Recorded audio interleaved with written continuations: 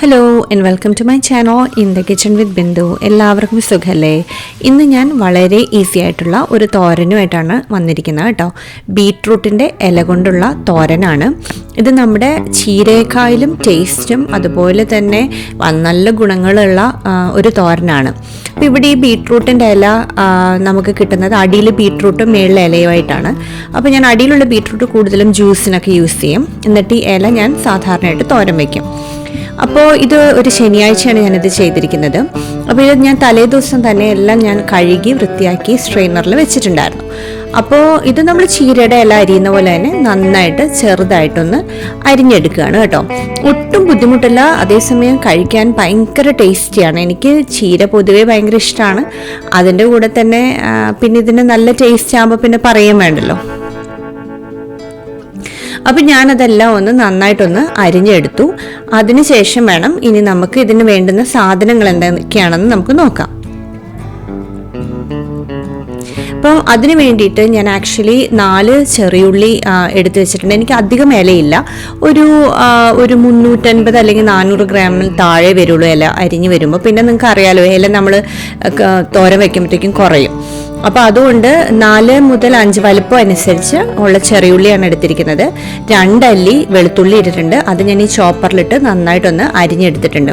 പിന്നെ ഞാൻ ഒരു കാര്യം കാണിക്കാൻ വിട്ടുപോയതെന്ന് വെച്ചാൽ, ഞാൻ ആ ഇല അരിഞ്ഞ കൂട്ടത്തിൽ 2 പച്ചമുളകും കൂടി അരിഞ്ഞ് അതിൻ്റെ ഒപ്പം തന്നെ ഇട്ടിട്ടുണ്ട്.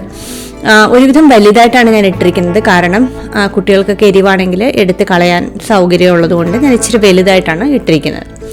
അപ്പോൾ ഒരു പാത്രം നമ്മൾ അടുപ്പിൽ വെച്ചിട്ട് കടുകിട്ട് പൊട്ടിക്കഴിഞ്ഞപ്പോഴത്തേക്കും കുറച്ച് ജീരകം ഇട്ട് കൊടുക്കുന്നുണ്ട്. അതിനുശേഷം നമ്മൾ അരിഞ്ഞു വെച്ചിരിക്കുന്ന ചെറിയുള്ളിയും വെളുത്തുള്ളിയും കൂടെയുള്ള അരിഞ്ഞു വെച്ചിരിക്കുന്ന ഇട്ട് കൊടുക്കുന്നു. നന്നായിട്ടത് വഴറ്റിയെടുക്കണം. അപ്പോൾ ഇപ്പോൾ ഫോർ എക്സാമ്പിൾ ഇവിടെ നമുക്ക് അരയ്ക്കാനൊന്നും സൗകര്യമില്ലല്ലോ, നമുക്കിതൊന്ന് ഒതുക്കിയെടുക്കേ വേണ്ടൂ ശരിക്കും തേങ്ങ. വേണമെങ്കിൽ നമുക്ക് പച്ചമുളകും ഇതെല്ലാം കൂടെ നന്നായിട്ടൊന്ന് ഒതുക്കിയെടുക്കാൻ വേണമെങ്കിൽ, പക്ഷെ എനിക്ക് അതിനുള്ള സൗകര്യം ഇല്ലാത്തതുകൊണ്ട് ഞാൻ ഇങ്ങനെയാണ് ചെയ്യാറ്. പക്ഷെ നല്ല ടേസ്റ്റിയാണ് കേട്ടോ ഇങ്ങനെ ചെയ്താലും. അപ്പം നമുക്ക് എനിക്കുള്ള മിക്സിക്കകത്ത് അരഞ്ഞു പോകും നമ്മളങ്ങ് ഇടുമ്പോഴത്തേക്ക്. അപ്പോൾ ആ കറക്റ്റ് കൺസിസ്റ്റൻസി നമുക്ക് കിട്ടത്തില്ല മിക്കവാറും.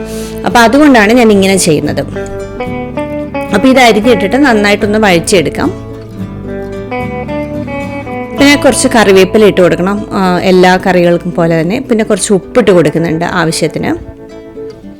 പിന്നെ കറിവേപ്പില ഇട്ട് കൊടുത്തിട്ടുണ്ട്. അപ്പം നന്നായിട്ടൊന്ന് ഇതൊന്ന് വഴന്ന് വരണം. ഇതിൻ്റെ പച്ചമണം, ചെറിയുള്ളിയുടെ ആ പച്ചമണമൊക്കെ ഒന്ന് മാറി വരണം. അത് കഴിയുമ്പോൾ നമുക്ക് മഞ്ഞൾപ്പൊടി ഇട്ട് കൊടുക്കാം. അതും ഒന്ന് നന്നായിട്ട് അതിൻ്റെ മണം മാറി വന്ന് കഴിയുമ്പോഴത്തേക്കും നമ്മൾ അരിഞ്ഞു വെച്ചിരിക്കുന്ന ഇലകളും അതുപോലെ തന്നെ ഞാൻ പച്ചമുളക് അതിനകത്ത് ഇട്ടിട്ടുണ്ടെന്ന് പറഞ്ഞല്ലേ, അതും കൂടി നമുക്ക് ഇട്ട് കൊടുക്കാം. എന്നിട്ട് ഞാൻ ഈ തേങ്ങ ഇടുന്നതിന് മുമ്പ് തന്നെ നമ്മൾ ഈ ഇല നന്നായിട്ടൊന്ന് വഴറ്റി ഇച്ചിരി ഒന്ന് ചെറുതായിട്ട് സ്റ്റീം ചെയ്തതിന് ശേഷമാണ് ഞാൻ തേങ്ങാപ്പീര ഇട്ട് കൊടുക്കുന്നത്.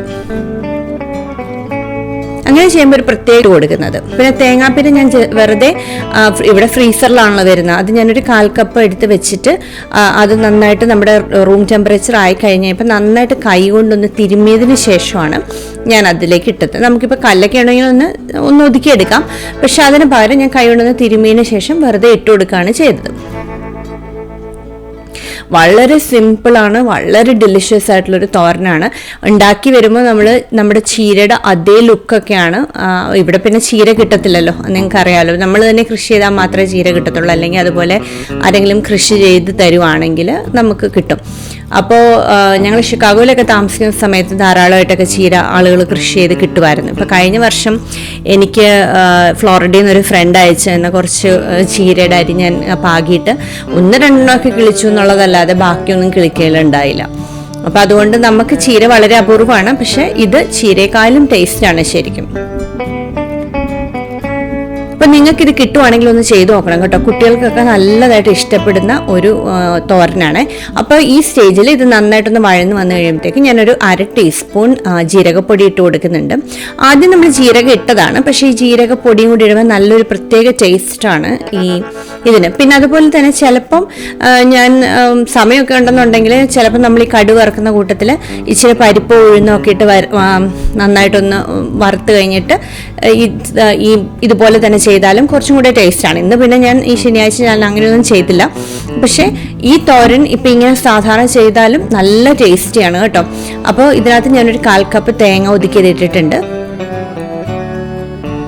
എന്നിട്ട് നന്നായിട്ടൊന്ന് ഇളക്കി കൂട്ടിയിട്ട് ഈ സമയത്ത് നമുക്ക് ഉപ്പൊന്ന് നോക്കാം. എന്നിട്ട് ഞാൻ ഇതിനകത്ത് കാണിക്കാനായിട്ട് ക്ലിപ്പ് വിട്ടുപോയത്, ഒരു 1/4 കപ്പ് വെള്ളം ഇതിലേക്ക് ഒഴിച്ചിട്ടുണ്ട്. എന്നിട്ട് തീ കുറച്ചിട്ട് ഞാൻ അടച്ചു വെച്ച് വേവിക്കുകയാണ് ചെയ്തത്.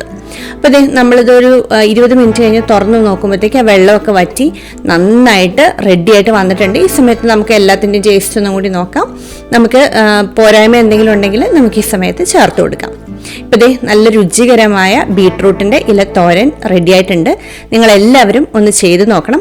ഇഷ്ടപ്പെടുകയാണെങ്കിൽ എന്താ ചെയ്യണമെന്ന് നിങ്ങൾക്ക് അറിയാലോ. അപ്പോൾ ഇത് വളരെ പോഷകസമൃദ്ധമായ ഒരു തോരനാണ് കേട്ടോ. അപ്പോൾ എല്ലാവരും ഒന്ന് ചെയ്ത് നോക്കണേ. അപ്പോൾ ഇനി ഇതുപോലൊരു നല്ല വീഡിയോയുമായി ഇനിയും കാണും വരെ എല്ലാവർക്കും ബൈ ബൈ.